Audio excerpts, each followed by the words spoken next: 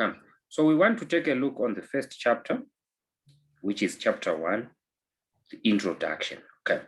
So basically, before we dwell much into the concepts of this module, we just want to take a look on the background of the economy as a whole in terms of different markets, okay?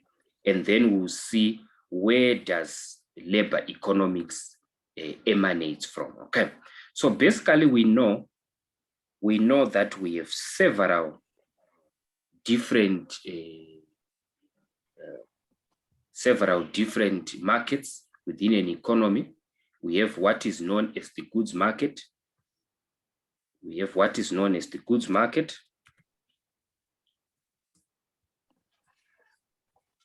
We have what is known as the forex market. Okay. We have what is known as the labor market. Okay. So the goods market, whenever you go to Pick and Pay and you want to purchase maybe a bottle of milk, you are actually in the goods market. Okay. So the goods market permits the buying and selling of goods and services. Okay. We also have another different market, which is known as the forex market. The forex market, if you now need to purchase the Botswana pula, you do not go to Pick and Pay. Okay. You either visit a commercial bank, you either visit a bureau de change of a commercial bank, and then you convert your South African rand to the currency of your choice. And you do not do that in the goods market or in the labor market. Okay. You do such kind of transactions in the forex market. We also have another type of market that we shall dwell upon, which is known as the labor market. Okay. The labor market now is different from the goods market and the forex market. In the labor market, when you go to work selling your services as an accountant, as an economist, you are actually participating in the labor market. Okay. So within the labor market, that's where labor economics emanates from. Okay. So most of the concepts that we shall take into account, that we shall discuss, are simply concepts of the labor market. Okay. In ECS 1501, you did take into account the principles of economics, taking into account the demand and supply concepts. We shall also borrow those concepts, but we are going to apply them in a different market, which is known as the labor market. Okay. So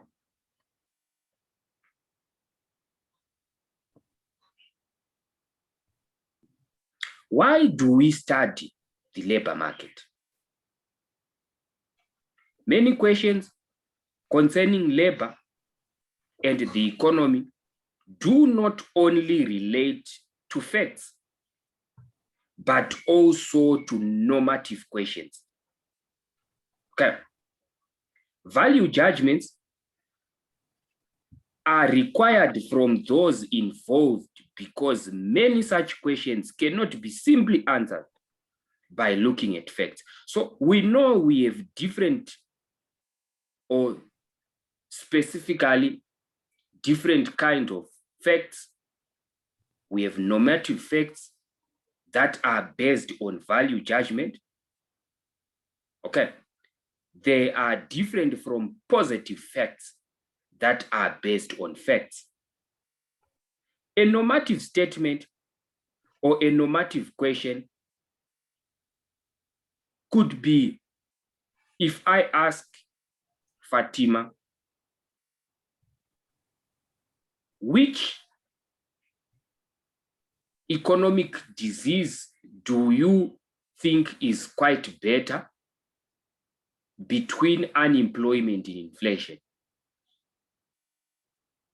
Which economic circumstance do you think is quite better than the other? That is a normative question, okay? It is based on value judgment, okay? Your answer or your response could be different from the response that Fatima will give us, okay? We know at some point in time, it could be very difficult to solve unemployment, to reduce the levels of unemployment, as well as to achieve price stability at the same time, okay? If you are in economic policy, at some point in time, you need to deal with one aspect at a time, okay? So your response could be different from Fatima's response, and that becomes a normative question, okay? A positive question will be a question, if I ask Fatima, over the past decade, what has been South Africa's GDP growth? Okay, that is a positive statement which you can answer using facts, okay? You can simply say the growth of GDP for South Africa over the past decade was 3.6%. And we can also check on World Bank online portal. We can also check on Statistics SA to see if Fatima is correct or incorrect, okay? That is a positive question, okay? And a positive question is answered by facts. What is, okay? We can simply test your hypothesis. Simply check on World Bank online portal, simply check on IMF online portal. Is it true from what Fatima has said? Okay, is it making sense? So those are positive questions, and that's how they differ from normative questions.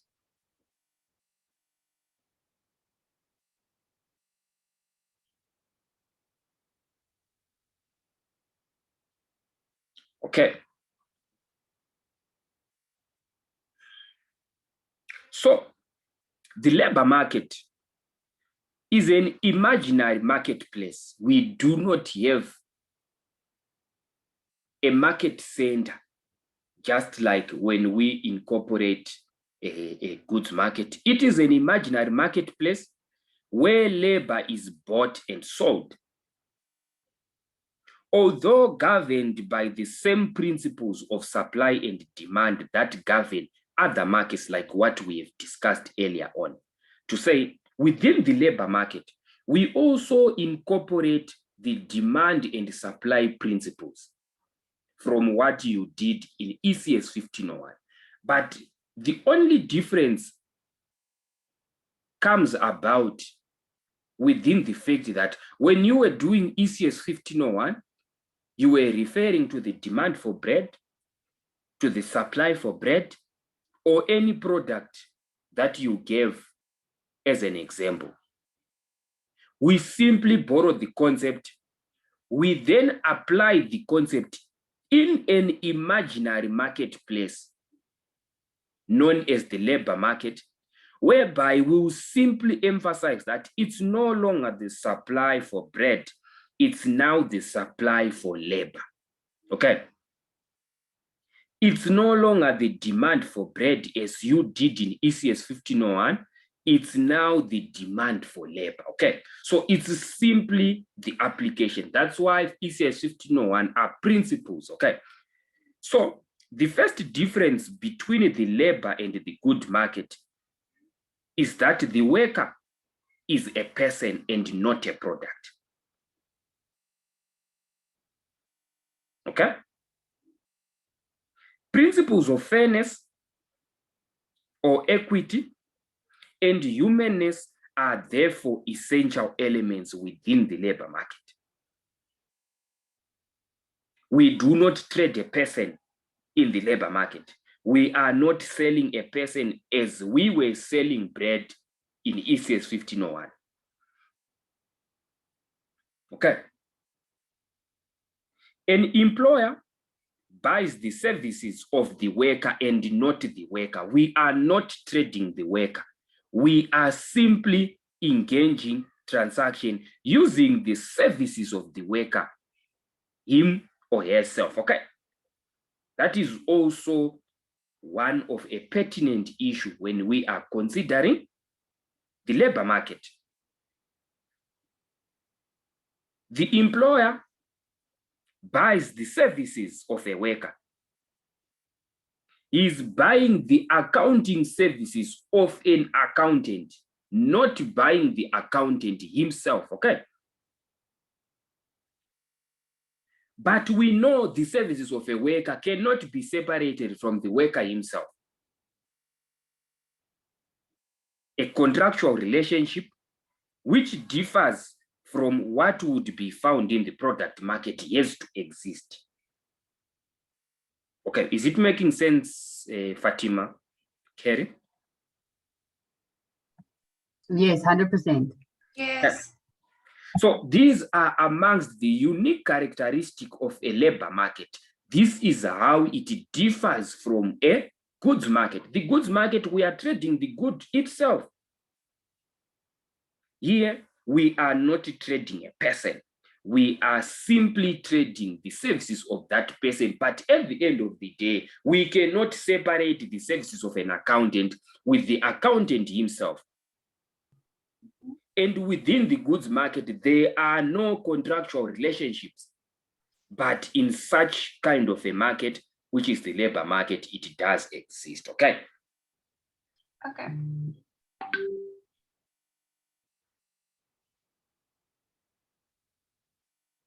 The unique characteristics continue. We are continuing from what we have taken into account. Personality traits are also important when the employer buys the product. Okay, personality traits are also important when the employer hires the services of an accountant. Okay, so we are just using an accountant as an example. Okay, what are these personality traits that we are taking into account? They could include skills. They could include experience. They could include education. Within the labor market, these skills, they tend to change over time. Maybe growing old, the skills will be deteriorating. Maybe the experience will be increasing. So the moment you hire a worker, the moment you enter into a contractual relationship, the personality traits over time, they tend to change, okay?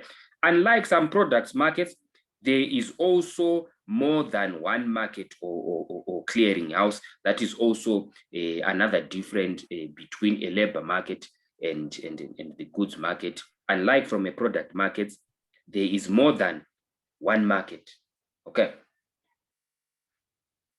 The price of labor also tends to be complex. It is influenced by inflation. Whenever South Africa is now in an inflationary environment, workers tend to bid for a wage increment. the price of labor becomes complex to determine. It is affected by inflation. It is affected by personal tax payers UN, standards of living, health and safety standards. When firms are now given a legislation to adhere to superior health and safety standards, it's a cost to them. At the end of the day, they will now want to revise the price of labor, which are wages and salaries. Okay, and this is unlike in the goods market. Okay.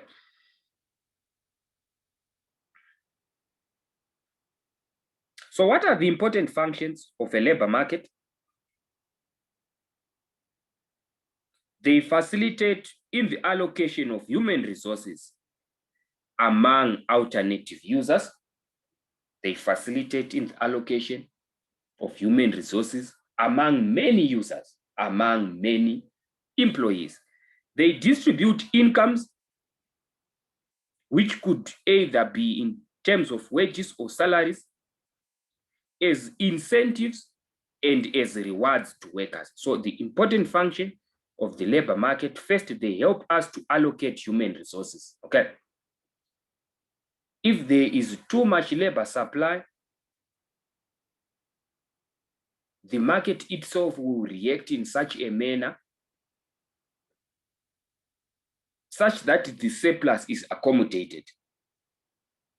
They also facilitate in the distribution of incomes,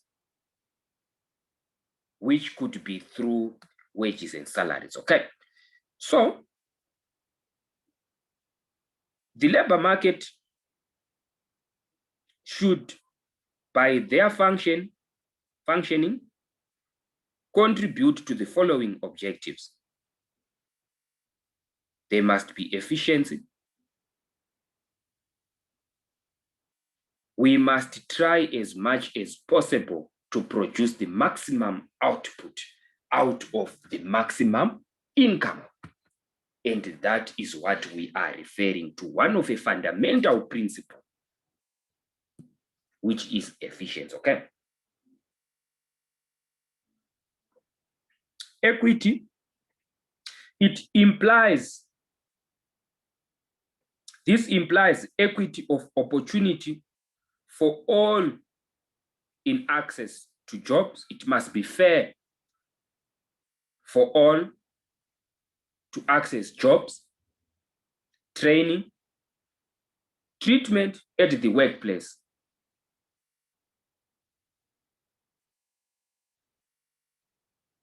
It must be fair to all. Everyone should have access to the jobs if they have the ability to do so, if they have the qualifications to do so. We must not hinder against any principle, okay? Growth.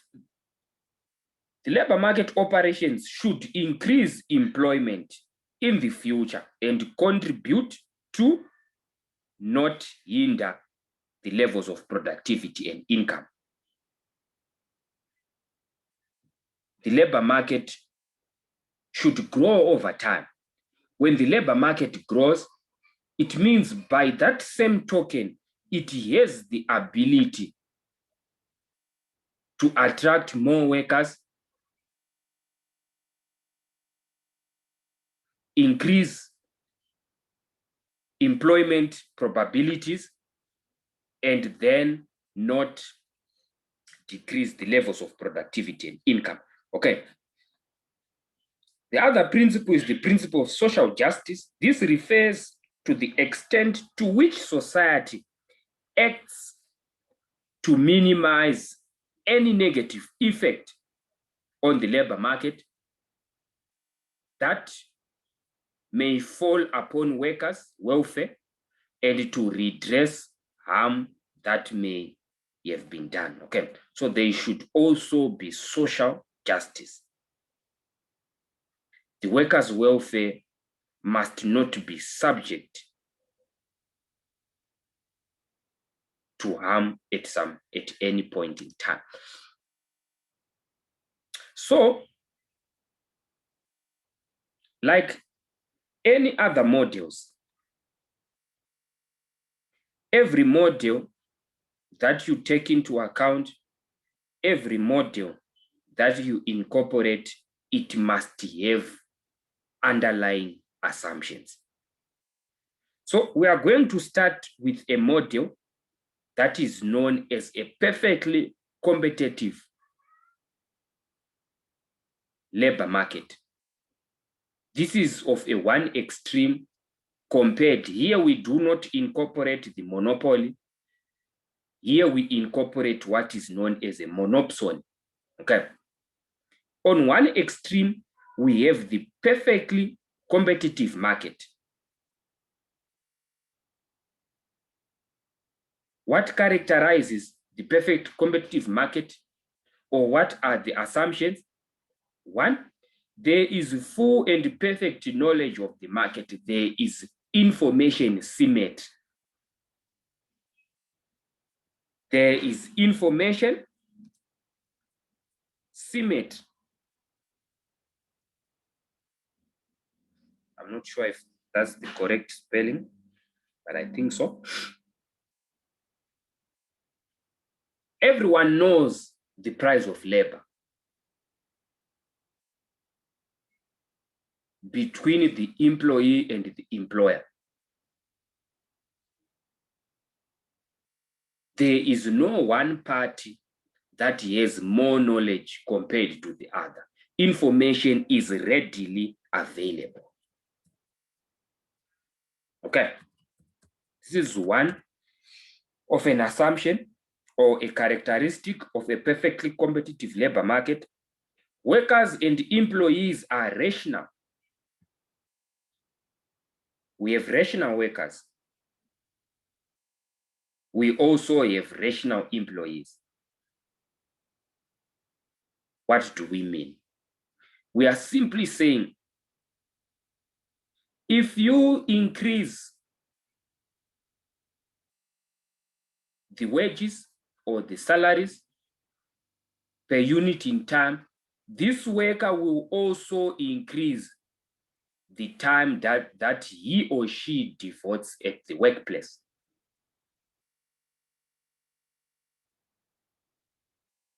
Okay. If you increase the price of labor, if you increase the wages and salaries, this worker is supposed to devote more time at work so that he or she can earn that extra income. That is a rational worker. A rational employee will employ less workers at a higher price.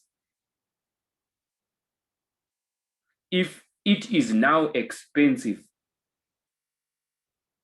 to employ an additional worker, this employee will simply not do so. He is also a rational employer. Okay. Both workers and enterprises have no influence on the market wage. Okay. A worker, a single worker, if he or she decides to leave the labor market, there is no change on the market wage. There are many workers, there are many firms. A single worker or a firm that decides not to participate in the labor market is a drop in the sea. It does not affect the market wage. There is perfect competition. There are many enterprises, there are many firms. Workers are perfectly mobile. Okay, workers are perfectly mobile. Here we also assume that workers are identical. They have the same skills. Okay, they have the same skills. They have the same level of experience. Therefore, they are perfectly mobile. Today, you are a dentist. If there is a higher wage, being a teacher, you simply move from being a dentist, you become a teacher tomorrow. If there is now a higher wage offered for being a lawyer, you then move from being a teacher, you become a lawyer. Okay. Workers are perfectly mobile. All of the workers, they have the same characteristics in terms of experience as well as skills. Okay. So this is a very simple analysis. Okay.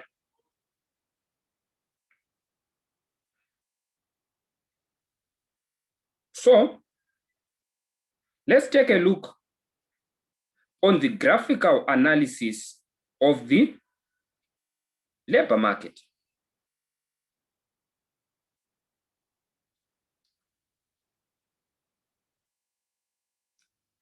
So we have said earlier on that we will borrow the principles from ECS2604. We just apply them in a different market structure. Okay, so ECS2604 on the y-axis, what were you placing on the y-axis, Fatima?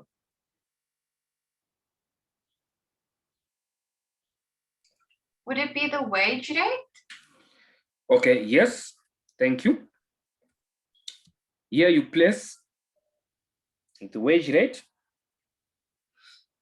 What comes on this other axis? Number of workers? Number of workers or quantity of labor. Okay, or quantity of labor. We have our origin. Okay, and this is what? Which curve is this one? Would that be the demand? And then the one going from 0 upwards supply? Yes, this one is the demand for labor, DL.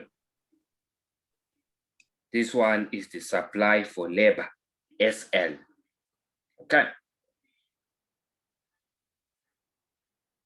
So, equilibrium exists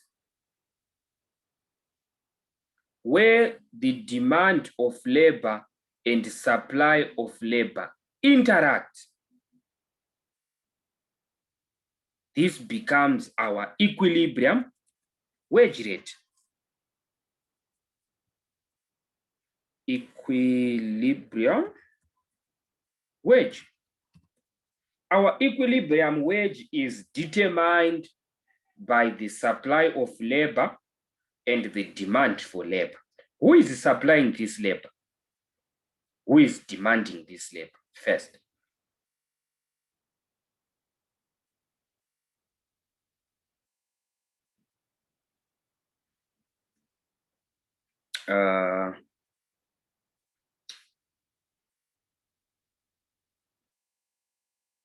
Fatima. So can you just repeat that? Which is the? Who is demanding? You said this is the supply for labor. Yes. This is the demand for labor. Who is supplying the labor and who is demanding? Which economic agent is supplying labor? Which economic agent is demanding labor? I'd say that the workers are supplying the labor and Yes, then the households employee are supplying the labor service. So, if households are supplying the labor services, earlier on we said these are rational workers. At a wage rate,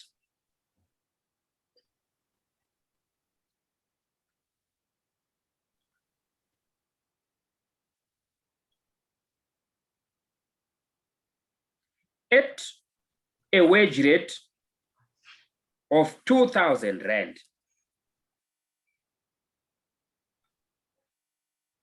Let's say being a fuel attendant, we are having 1,000 workers supplying their labor services as a fuel attendant. Okay. If the wage rate plummets to 10,000 Rand,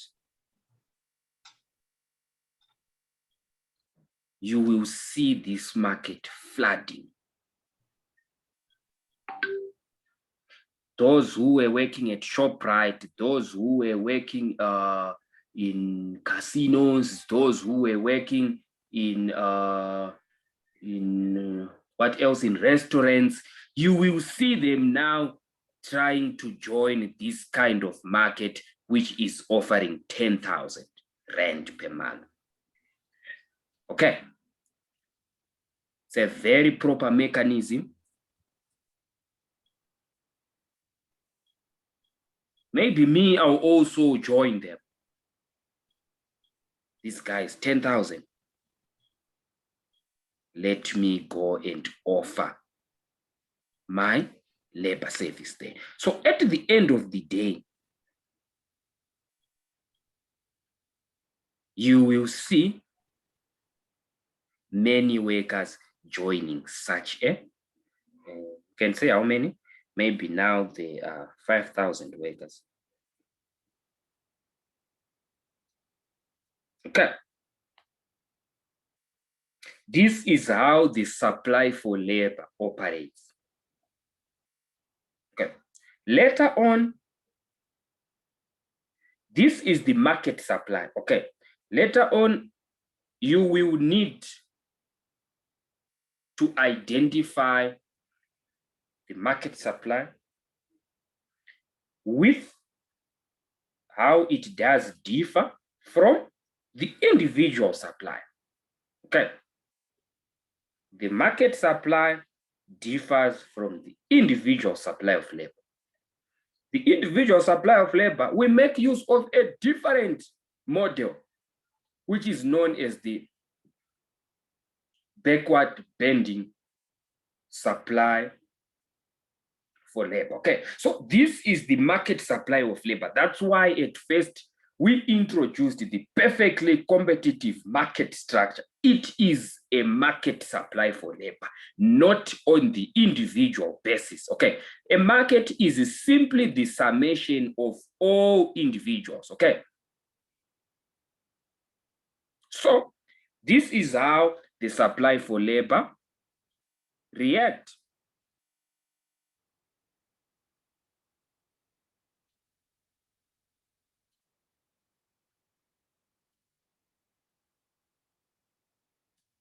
It's simple, ne? Cherry, you joined us. Oh, I didn't know. How are you? Good, thank you.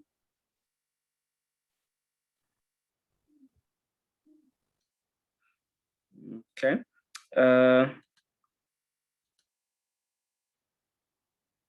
Okay. So, how about demand? That is within the context of supply. How about demand? These are now firms. Okay. We also said that the firms themselves are rational. Okay. If the firms are rational, at a wage rate of 1,000 Rand, maybe this is the restaurant industry. I'm just giving an example. I don't know how much they earn, just just practical. Mostly I want to make things much more practical so that we go out of the context of focusing on the book itself, okay? So that it makes sense to you as well. So maybe this is the restaurant industry, being a waiter, 1,000 rand. Okay. Of course, being a restaurant owner, taking into consideration that if I employ maybe at the price of labor of 1,000, I think I can open many restaurants, okay? Because the price of labor here is cheaper and I can earn a profit. I'm going to employ it. I'm going to open up various or many restaurants as much as I can. And you are going to employ maybe 5,000 workers. Okay.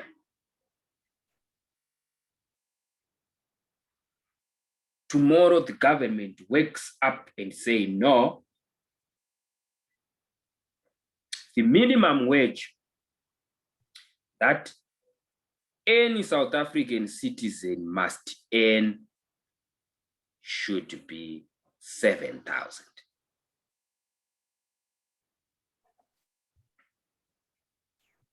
You wake up with a headache.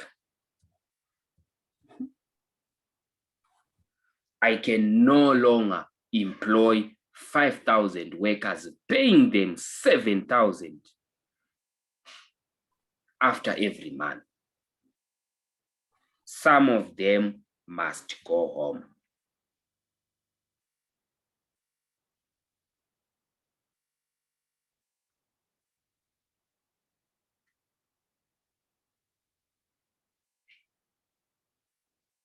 Some of them must go home.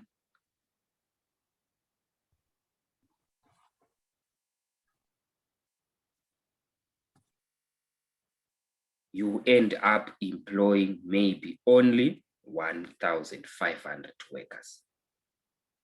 Okay, is it making sense? Yes. So this is how the market operates.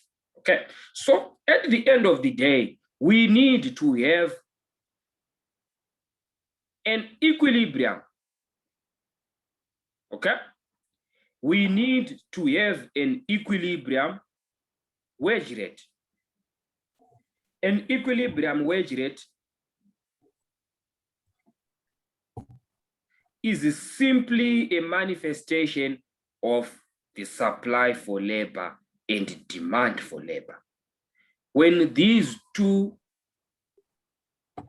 meet at point E, we will then have the equilibrium wage as well as the equilibrium quantity of labor. The equilibrium wage could be 3,000 rand.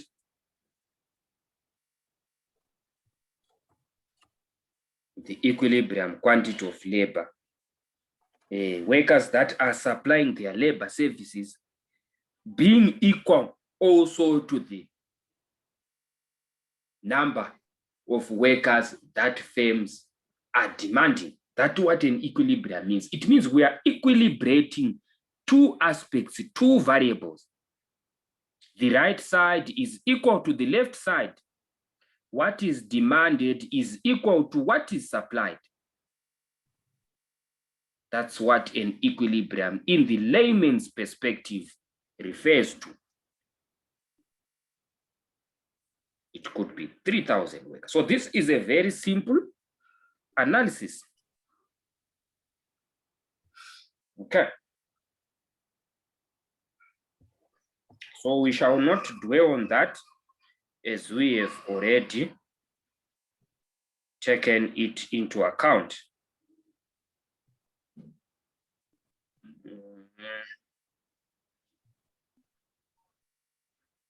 Characteristics of the South African labor market: a sharp increase in the labor S, which can be due to rapid increase in the labor force, low increase in the D for unskilled. Okay, labor demand has been most impacted by development within and between sectors, unemployment, specifically among Black population. Okay, yeah, this is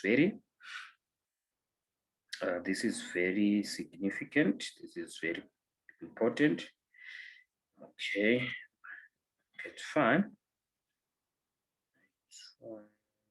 Okay, so the characteristics of the South African labor market: a sharp increase in the labor supply. Yes, a sharp increase in the labor supply. So whenever we are referring to a sharp increase, so the South African labor market, at first, it is characterized by high levels of unemployment. Okay, this is contributed by the fact that there is a substantial increase in labor supply. If there is a substantial increase in labor supply, therefore, it will give birth to what is known as unemployment. Okay, so unemployment simply exists because we are having a high number of labor supply relative to what is demanded. If labor supply is, let's say, 10,000 workers, they want to supply their labor for them to be fuel attendants, but these fuel stations, they are only willing to absorb only 2,000.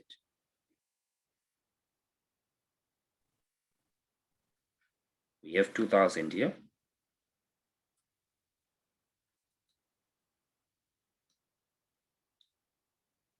We have 5,000 here. How many workers are unemployed here, Cheryl? How many workers are unemployed?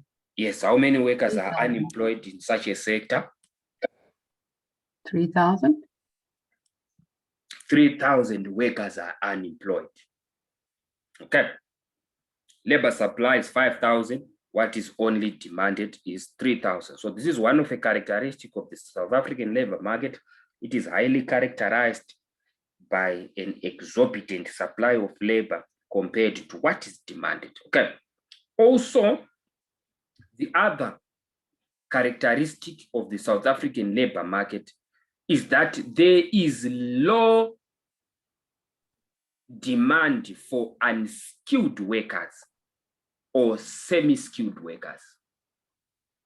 Many firms nowadays, they want to employ someone who is educated, someone who has the experience. So if at the end of the day, there is a chunk of employees whom are unskilled, supplying their labor services, and on the other side, having many various firms willing to employ workers, but they want someone whom is educated. At the end of the day, it also gives birth to unemployment. There is high supply of unskilled labor against low demand of these unskilled workers. Okay, the low demand has been most impacted by development within and between sectors. Yes, the labor demand has been most impacted by development within and between sectors. Many firms have developed themselves. They have made a step further to start to accommodate advanced technology, which can thereby, at the end of the day, replace labor itself. Unemployment, specifically among Black population, yes, there is high levels of unemployment, specifically amongst the Black population and amongst the females. Yes, this is very practical. High labor costs, yes, high labor costs.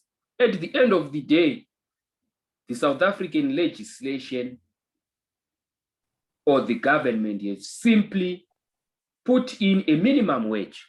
Okay, what is the minimum wage, Fatim? Is it 3.5, right?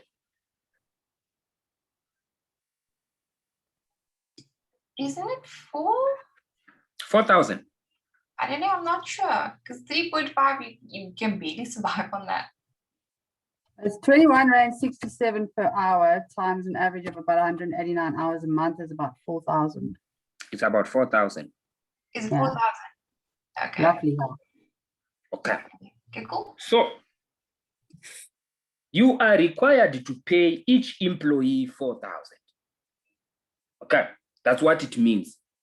Simply means you cannot pay a worker that you have employed less than 4,000. Okay. But does your books of accounts permit you to do so? Does your profit structures permit you to do so? You will then say at the end of the day, no, let me try to employ foreigners. The government is saying every South African citizen must not earn less than 4,000. Let me employ foreigners whom does not have the proper papers. What is happening to South African citizens? They are losing jobs. Okay. High labor costs. It becomes a high labor cost. At the end of the day, they will also take into account low productivity. High labor cost, if I pay this guy 4,000 Rand after signing a contract, on Monday, he comes to work drunk. The legislation will protect this South African citizen.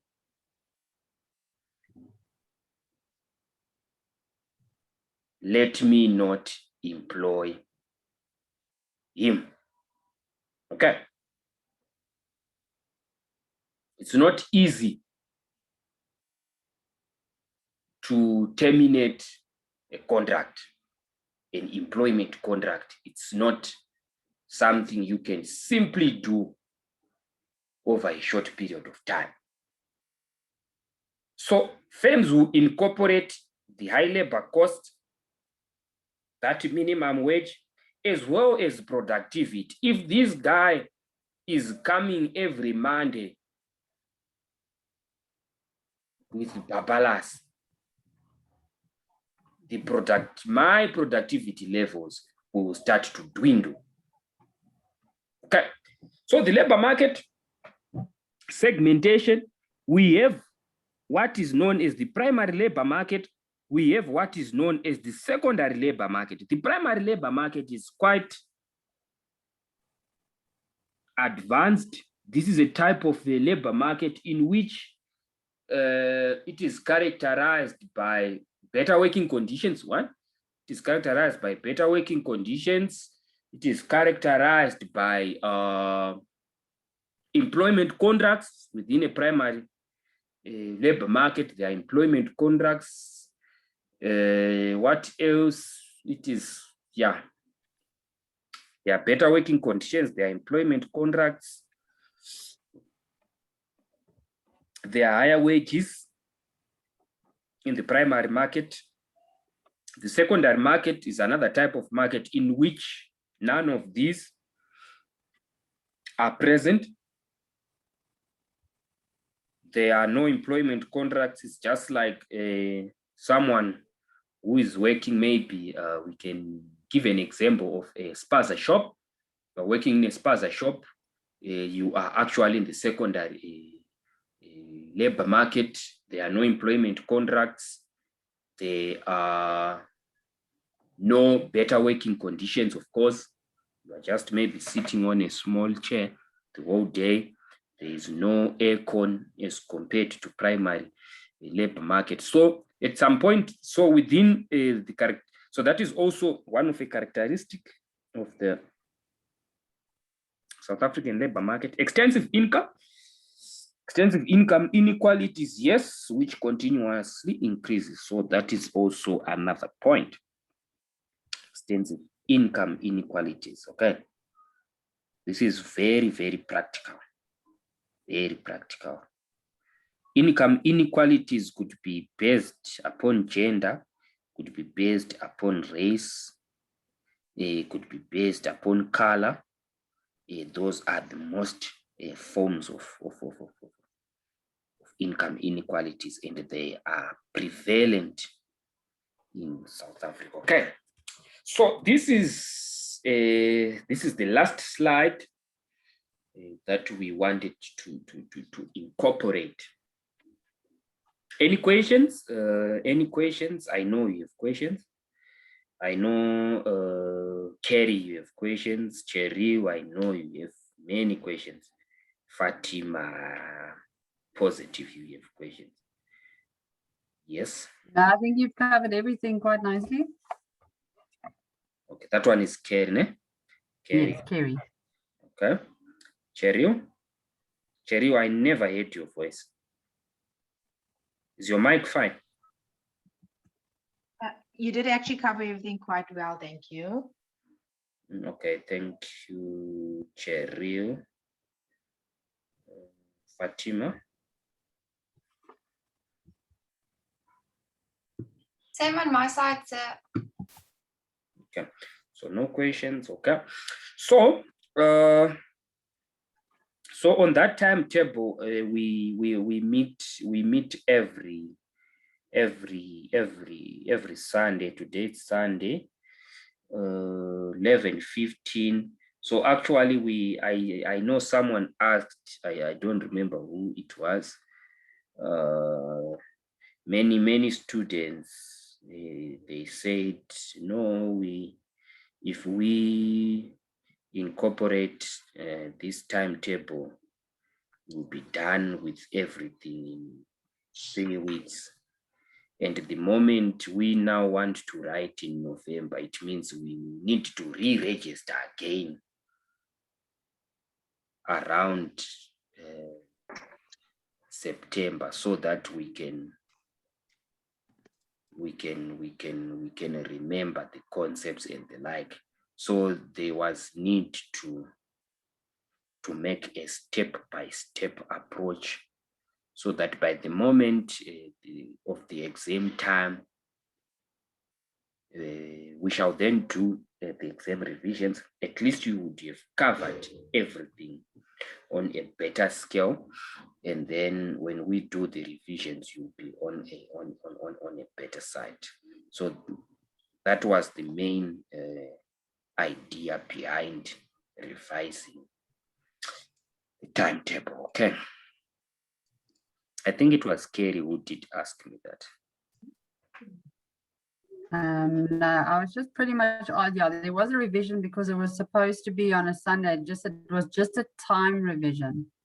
Oh, okay, time revision. 2:45 to 11:15 is the only thing I asked. Oh, okay.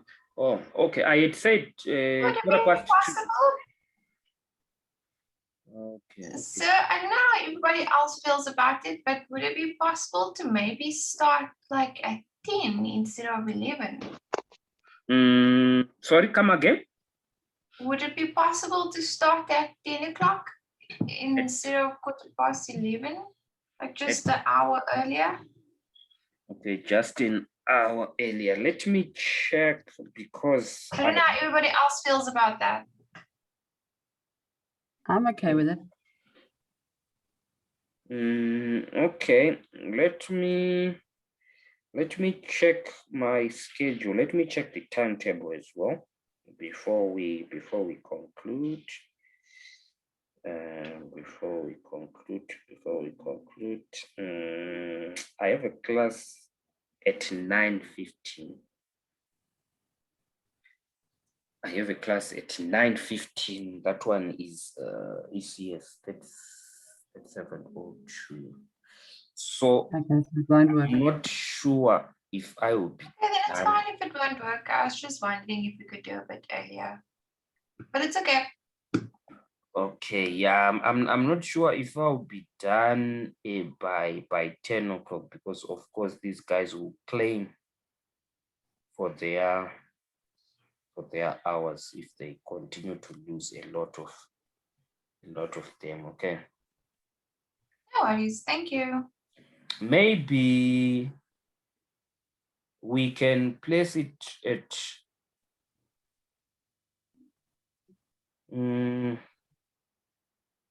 9:15, 10:30. Is it fine? Half past 10. Good. Yeah, that's good with me. 10:30, it's fine. Huh? Mhm. So it'll be every Sunday at 10:30 then. For the next 3 months. Yes. For And the then will we be doing revision after that? a revision? Yes, a revision after Up we are. until the exams.